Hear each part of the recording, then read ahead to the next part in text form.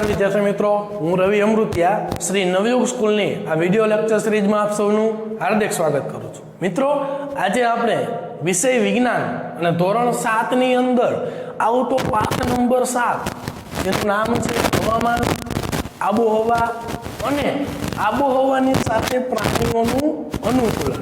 તમારી આસપાસ જે કાંઈ પણ વાતાવરણ છે, જે કાંઈ પણ આબોહવા છે, જે કાંઈ પણ હવામાન છે, એને ક્યાંક ને ક્યાંક એકબીજા સાથે સંબંધ છે।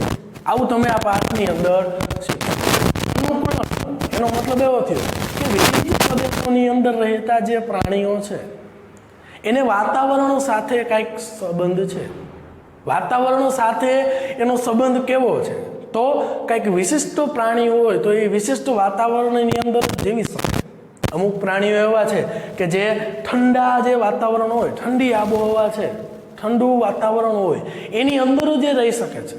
જો એ વિસ્તારની અંદર ગરમ વાતાવરણ થઈ જાય તો ત્યાં તે જીવી શકતા નથી, તો તેઓ સ્થળાંતર કરીને એવી જગ્યાએ જાય કે જ્યાં વાતાવરણ છે એ ખૂબ ઠંડુ હોય। તો આપણે પાઠની શરૂઆતના ટોપિક છે એની પહેલા કરીશું કે જેનું નામ છે હવામાન। હવામાનનો મતલબ શું થાય? તો તમે તમારા રોજિંદા જીવનની અંદર ઘણી જગ્યાએ આવી વાત સાંભળેલી હશે કે અત્યારે હવામાન ખરાબ છે, અત્યારે હવામાન ભેજવાળું છે, અત્યારે હવામાન ગરમ છે। આવું બધું તમે સાંભળેલું હોય। ક્યારેક તમારે કોઈ પ્રસંગ હોય એને તમારે નક્કી કરવું હોય તો ત્યારે તમે હવામાનની જાણકારી લેતા હોય પહેલાં કે અત્યારે વરસાદ પડે એવું તો નથી ને એમ। તો તમે ક્યાંક ફરવા જાઓ છો ત્યારે તમે હવામાન વિશેનો જે સંદર્ભ છે એને તમે જોતા હશો કે આ જગ્યાએ હવામાન આવા ટાણે કેવું હોય, આવા સમયે અહીંયા હવામાન કેવું હશે, એને અનુલક્ષીને તમે ફરવા જાઓ છો। અથવા તો તમે તમારા બહાર જતા હોય કંઈક વસ્તુ લેવા માટે અને અચાનક વરસાદ આવવા લાગે છે તો ત્યાં હવામાનને પલટો માર્યો એવું કહી શકાય, તો તમે તરત જ છત્રી લઈને જશો। તો આ બધી વાત થઈ હવામાનની। તો આ પાઠની અંદર આપણે ભણવાનું જે છે કે હવામાન, આબોહવા અને વિવિધ પ્રાણીઓનું એની સાથેનું અનુકૂલન। પ્રાણીઓની અંદર પછી આપણે પણ આવી તો આ દરેક વસ્તુ જે છે એનો સમાવેશ આ પાઠની અંદર કરવામાં આવેલો છે। તો આ તાસ નંબર 1 ની અંદર આપણે ભણીશું હવામાન અને આબોહવા। આના પછીના લેક્ચરની અંદર જ્યારે આપણે મળીશું ત્યારે આપણે વિવિધ પ્રાણીઓનું કોઈ એવા વિશિષ્ટ પ્રાણીઓના નામ સાથે એ વાતાવરણની અંદર કઈ રીતે જીવી શકે છે, એના શરીર કેવા હોય છે, આવી ચર્ચા જે છે એ આપણે એના પછીના તાસની અંદર કરવાના છીએ। પણ પહેલાં આપણે જોઈએ હવામાન। તો કોઈ જગ્યાએ જે તાપમાન છે એ માપવામાં આવે અને એના આધારે આ હવામાન નક્કી કરવામાં આવતું હોય તો એની વ્યાખ્યા લખવી હોય તો કઈ રીતે? તમે આમ બધા જાણો જ છો કે હવામાન કોને કહેવાય, પણ તમને વિજ્ઞાનની ભાષામાં એની પ્રોપર વ્યાખ્યા લખવાનું કહીએ તો તમે આ રીતે લખી શકો કે તાપમાન, ભેજનું પ્રમાણ, વરસાદ, પવનની ઝડપ વગેરેના સંદર્ભમાં કોઈ સ્થળના વાતાવરણની રોજબરોજની પરિસ્થિતિને તે સ્થળનું હવામાન કહે છે। તો હવામાનની અંદર મુખ્ય વસ્તુઓ કેટલી આવેલી છે, એના મુખ્ય ઘટકો કયા કયા? તાપમાન, ભેજ, વરસાદ અને પવન। આવા ઘટકો જે છે એ ભેગા થઈ અને એક એવી જટિલ ઘટના બને। આ એક હવામાન એક જટિલ ઘટના છે, કારણ કે આ ટૂંકા ગાળાની અંદર ગમે ત્યારે બદલાઈ જાય। એની સાપેક્ષમાં તમે જો આબોહવાની વાત કરો તો આબોહવા તો બહુ લાંબા ગાળાની હોય। એ તો એના હવામાનના લગભગ 25 જેટલા વર્ષથી નક્કી કરેલું જે હોય એના આધારે સરેરાશ ઉપરથી એનું આબોહવા જે છે એ નક્કી કરવામાં આવે છે। તો હવામાન છે એ કઈ રીતે બદલાતું હોય એનો મુખ્ય આધાર જે છે એ સૂર્ય ઉપર હોય। સૂર્ય જે છે એ પૃથ્વી ઉપર ઉર્જાનો મુખ્ય સ્ત્રોત ગણવામાં આવે અને સૂર્યમાંથી નીકળતા જે કિરણો છે એ પૃથ્વી ઉપર પડે છે અને ત્યાં સુધીમાં જે કાંઈ પણ એવી કુદરતી ઘટનાઓ ઘટતી હોય એ તમે જુઓ છો કે ક્યાંક એવું દરિયાકાંઠાનો વિસ્તાર હોય તો અહીંયા આબોહવા છે એ ઠંડી જોવા મળે, અહીંયા હવામાન ઠંડુ હોય।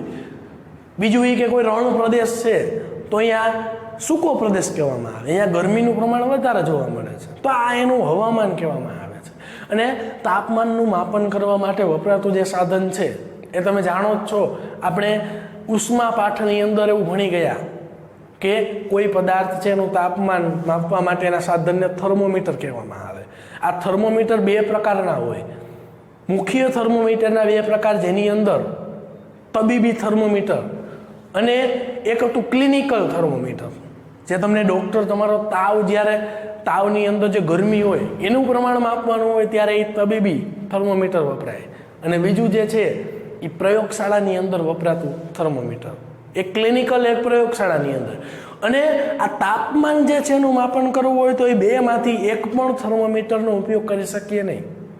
તો એના માટેનું જે થર્મોમીટર છે એ મહત્તમ ન્યૂનતમ થર્મોમીટર કહેવામાં આવે, જેનું નામ પણ આપણે એ ઉષ્માપાઠની અંદર ભણ્યા હતા.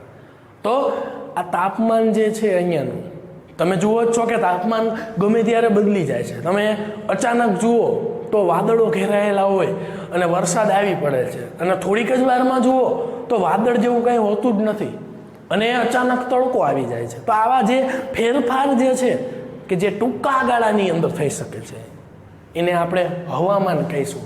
તો હવામાન એક એવી જટિલ ઘટના છે કે જે આ ટૂંકા ગાળાની અંદર બદલાઈ જાય છે. એના પછીનો ટોપિક આવે છે આબોહવા. આબોહવા એક લાંબી પ્રક્રિયા છે. એ તો ઘણા બધા વર્ષો, દાખલા તરીકે 25 વર્ષ જેટલા જે લાંબા ગાળાના જે હવામાન હોય એના આધારે એનું સરેરાશ કાઢી અને આખા વિસ્તારની આબોહવા જે છે એ નક્કી કરવામાં આવે. એની વ્યાખ્યા લખવી હોય તો લખાય કે 25 વર્ષ જેવા લાંબા ગાળાના હવામાનના માળખાને તમે જુઓ કે હવામાન ઠંડુ રહેતું હોય એક જગ્યાએ, તો એની આબોહવા છે એ ઠંડી છે એવું સાબિત કરી શકીએ. અને એવું જ હોય છે, કારણ કે તમે જુઓ કે જમ્મુ અને કાશ્મીર જેવા વિસ્તાર છે, અહીંયા સતત એ પ્રદેશ ઠંડા રહે. તો અહીંયા હવામાન તો ઠંડુ હોય જ, પણ જો એ કન્ટિન્યુ 25 વર્ષ સુધી અહીંયા એવું ઠંડુ વાતાવરણ રહેતું હોય તો આપણે એવું કહી શકીએ કે આ વિસ્તારની આબોહવા છે એ ઠંડી છે, ભેજવાળી છે. તો એવું બધું, એટલે કે આ આબોહવા નક્કી કરવા માટે આપણે છેલ્લા કેટલાક વર્ષના, એટલે કે લગભગ 25 વર્ષ જેટલા દાયકાના આપણે હવામાનના રિપોર્ટ હોય એ રાખવામાં આવે. તમે જોતા જ હોય કે ક્યાંક ન્યૂઝપેપરની અંદર અથવા તો ટીવીના ન્યૂઝની અંદર રોજબરોજનું જે હવામાન છે, તાપમાનનું માપ છે એ તમને જોવા મળતું હોય. તમારા અત્યારના જે સ્માર્ટફોન છે એની અંદર પણ આ હવામાન છે, તાપમાન એ રોજનું રોજ તમને બતાવે છે. તો આ તાપમાન છે એની કોઈ બુકની અંદર ગણતરી કરી અને એની લાંબી કેલ્ક્યુલેશન થાય અને 25 વર્ષના આધારે એનું માળખું તૈયાર કરવામાં આવે છે અને ત્યારબાદ એની આબોહવા નક્કી થાય છે. તો આવા વિવિધ પ્રદેશોની અંદર, વિવિધ વિસ્તારની અંદરની આબોહવા કેવી છે એ એના હવામાનના આધારે નક્કી કરવામાં આવે છે. બીજું જોઈએ કે કેરાલા હોય તો એ વધુ ગરમ, જમ્મુ અને કાશ્મીર જે છે એના કરતાં આ કેરળ જે વિસ્તાર છે એટલે કેરાલા, એની અંદર વધુ ગરમ અને ભેજવાળી આબોહવા તમને જોવા મળે. માત્ર આપણે અહીંયા થિયરી ટાઈપનો જ અભ્યાસ કરવાના છીએ કે આ રાજ્યની અંદર અથવા તો આ વિસ્તારની અંદર પૂર્વ ભારત હોય, પશ્ચિમ ભારત હોય, કે આવા વિવિધ વિસ્તારની અંદર આબોહવા કેવી હોય જેનો તમે એમ નામ તો અંદાજ લગાવી જ શકો છો. પણ આપણે અહીંયા જાણીશું કે જમ્મુ કાશ્મીર છે એના કરતાં પણ કેરાલા જે છે એની અંદરની આબોહવા છે એ વધુ ગરમ અને ભેજવાળી જોવા મળે છે. રાજસ્થાન જેવા જે સૂકા પ્રદેશ છે ત્યાં તાપમાન ખૂબ ઊંચું હોય અને વરસાદ સાવ ઓછો થાય. તો આ વરસાદનું માપન પણ વર્ષા માપક યંત્ર વડે કરવામાં આવે છે. તમે વરસાદ થાય ત્યારે બીજા દિવસે ન્યૂઝ જોતા હોય તો એની અંદર તમને જોવા મળે કે આ વિસ્તારની અંદર, આ શહેરની અંદર આટલા ઇંચ વરસાદ થયો. તો એ કેમ ખબર પડશે? તો એવું પાત્ર હોય એની અંદર અંકિત કરેલા આંકડાઓ હોય છે, એની અંદર જ વરસાદનું પાણી ભરાય અને એના આધારે નક્કી થાય કે આ વિસ્તારની અંદર આટલા ઇંચ વરસાદ થયો છે. તો એ વર્ષા માપક યંત્ર કહેવામાં આવે છે એને. તો ત્યાં ઓછો વરસાદ થાય તો એની આબોહવા કેવી ગણવાની? તો કે ગરમ અને સૂકી આબોહવા આ રાજસ્થાન જેવા વિસ્તારની અંદર, રણ વિસ્તારની અંદર તમને જોવા મળે છે. બીજું જોઈએ કે ઉત્તર પૂર્વ ભારતની અંદર જે ઉત્તર પૂર્વનો જે ભાગ છે, તમે જુઓ ભારતનો જે નકશો છે એની અંદર, અથવા તો જે ભારતનો જે સમાજની અંદર તમે જોતા હોય એની અંદર આવતું હોય કે જે નકશો હોય એનો ગોળો હોય, તો એ ભારત જે છે એની અંદર તમે જુઓ એનો ઉત્તર પૂર્વ ભાગ તમને જ્યાં દેખાય એ વિસ્તારની આબોહવા તમે જુઓ તો એ ખૂબ જ ભેજવાળી જોવા મળે છે. છે, માત્ર તમારે સમજવા માટેનું આ લખેલું. આગળ જોઈએ, આ વાત કરી આપણે હવામાન અને આબોહવાની. હવામાન છે એ ટૂંકા ગાળાની પ્રક્રિયા છે, એક જટિલ પ્રક્રિયા છે, અને એની અંદર તાપમાન, ભેજ, વરસાદ, પવન આ બધી મુખ્ય બાબતો છે, અને એ ટૂંકા ગાળાની અંદર બદલાઈ શકે છે. જ્યારે આબોહવાની વાત કરીએ તો એ આબોહવા છે એ હવામાનના આધારે નક્કી થાય. તો એની વ્યાખ્યા આમ લખવાની કે લગભગ 25 વર્ષ જેટલા દાયકાના આધારે જે હવામાન છે એના રિપોર્ટ હોય એના આધારે જે નક્કી કરવામાં આવેલું માળખું છે એને આબોહવા કહેવામાં આવે. આગળનો ટોપિક જોઈએ કે વાતાવરણ અને અનુકૂલન.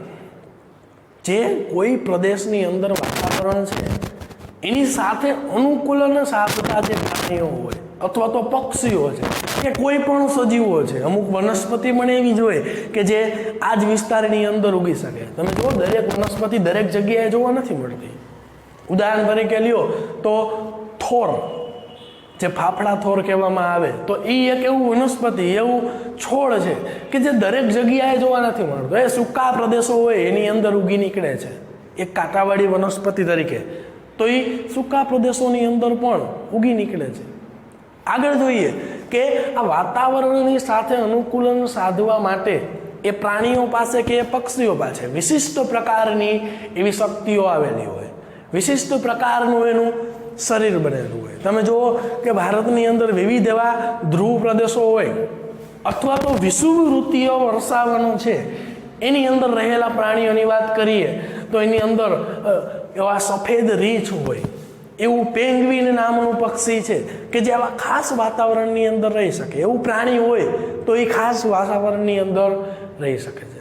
ત્યાંના જે પક્ષીઓ છે, પ્રાણીઓ છે, એની અંદર હાથીની વાત કરીએ તો આપણા સામાન્ય હાથી કરતાં એ હાથીઓ કંઈક અલગ જ રીતે બનેલા હોય. મીન્સ કે એનો આકાર કે એમ કાંઈ નહીં, પણ એનું શરીર જે છે એ એવું વિશિષ્ટ રીતે ઘડાયેલું હોય છે. જ્યાં પેંગ્વિનની વાત કરીએ અથવા તો સફેદ રીંછની વાત કરીએ તો એ રીંછની શરીર ઉપર એવો સફેદ ભાગ હોય કે જેથી એ સફેદ બરફના આચ્છાદિત પ્રદેશ હોય તો એની અંદર અન્ય પ્રાણીઓથી રક્ષણ મેળવી શકે છે. અથવા એની ચામડીઓ છે એ ખૂબ જાડી હોય તો એ ચામડી સાથે પણ પોતાના શરીરનું રક્ષણ કરી શકે છે. એટલે કે ઠંડીથી બચવા માટે એનું શરીર જે છે એ ટાઈપનું બનેલું હોય છે. તો એ વિશિષ્ટ લક્ષણ ધરાવતું જે પ્રાણી હોય આ એની વાત છે. તો આવા વિશિષ્ટ પ્રાણીઓ છે એ આવા વિશિષ્ટ ધ્રુવ પ્રદેશોની અંદર તમને જોવા મળે છે. એ રીંછની વાત કરીએ અથવા તો એ પેંગ્વિન છે એની વાત કરવામાં આવે તો એના શરીર છે એની સાથે કંઈક વિશિષ્ટ સંબંધ ધરાવતું વાતાવરણ જે છે એ તમને વિસ્તારની અંદર જોવા મળે છે. આ વિસ્તારમાં તમે જઈને જુઓ તો એ રીંછની વાત કરશું તો એ સફેદ રીંછ જે છે એ વિસ્તારની અંદર અન્ય પ્રાણીઓના શિકારથી બચવા માટે અથવા તો પોતે કોઈનો શિકાર કરવા જાય છે અને કોઈ સામેનું પ્રાણી એને અથવા તો એનો શિકાર છે એને જુએ અને ભાગી ન જાય એટલા માટે એના જે રૂંવાટી હોય, એના શરીર હોય, એની ચામડી સફેદ હોય.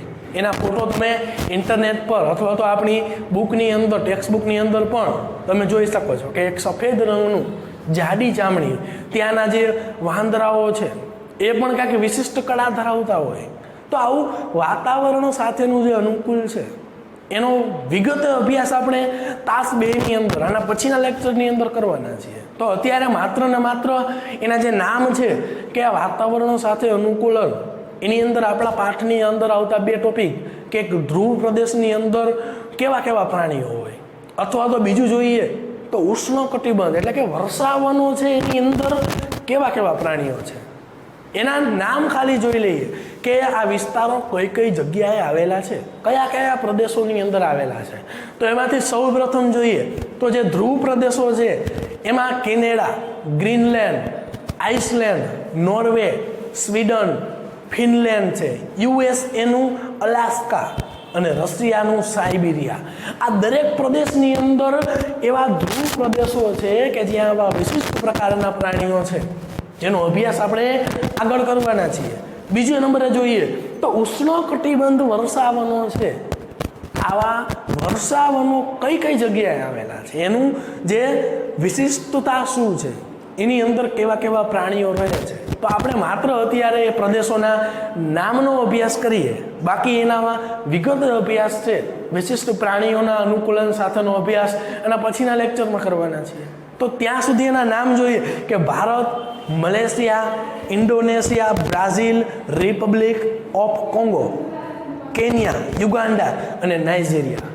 આ એવા પ્રદેશો છે કે એ વિસ્તારની અંદર આવા ઉષ્ણકટિબંધના વર્ષાવનો આવેલા છે. ત્યાંની અંદર રહેલા આ વનની અંદર વાંદરાઓની વિશિષ્ટતા અલગ હોઈ શકે છે. હાથીઓ છે એ કાંઈક અલગ જ પ્રકારના હોય.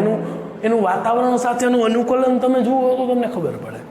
કોઈ રીંછની વાત કરીએ, પેંગ્વિનની વાત કરીએ કે અન્ય કોઈ એવા વાંદરાઓ છે એની વાત કરીએ, તો દરેકને કાંઈક વાતાવરણ સાથે અનુકૂલન સાધવાની શક્તિ મળેલી છે.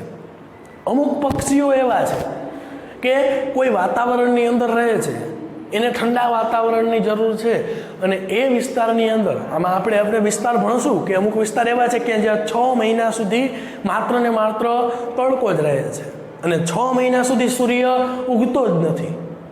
તો જે પક્ષીઓ એવા છે કે જેને માત્ર ને માત્ર ઠંડુ વાતાવરણ જ જોઈએ છે, તો એ તડકાની અંદર જીવી શકે નહીં, એનું અનુકૂલન ત્યાં સાધી શકતા નથી. તો એવા સમયે એ અન્ય વિસ્તારની અંદર સ્થળાંતર કરે છે. આજે બસ આટલું જ હવામાન, આબોહવા, વાતાવરણ અને અનુકૂલન, એની અંદર ધ્રુવ પ્રદેશો અને વિવિધ વર્ષાવનોના નામની ચર્ચા આપણે કરી. હવે પછી આની અંદર રહેતા જે પ્રાણીઓ છે એનો વાતાવરણ સાથે શું સંબંધ છે, એનું અનુકૂલન કેવું છે, એનો અભ્યાસ આપણે આના પછીના લેક્ચરની અંદર કરીશું. તો હું આશા રાખું છું કે આ લેક્ચરની અંદર તમને હવામાન, આબોહવા અને આવા વિવિધ ધ્રુવ પ્રદેશો અને વર્ષાવનોના જે નામ છે એ સમજાણું હશે. તો હવે પછી આપણે મળીશું નેક્સ્ટ લેક્ચરની અંદર. ત્યાં સુધી જય હિન્દ, જય ભારત.